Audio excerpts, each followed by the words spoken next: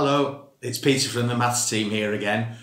Today I'm going to show you how to play a game called Last One Loses. It's a counting game for 2 or more people to help you with learning your multiplication tables and multiples.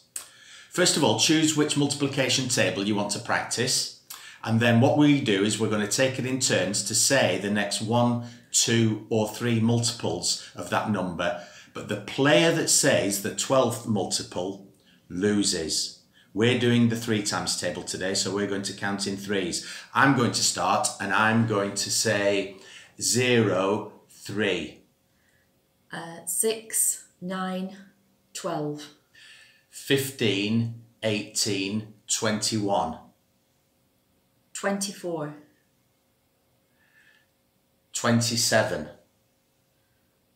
30, 33.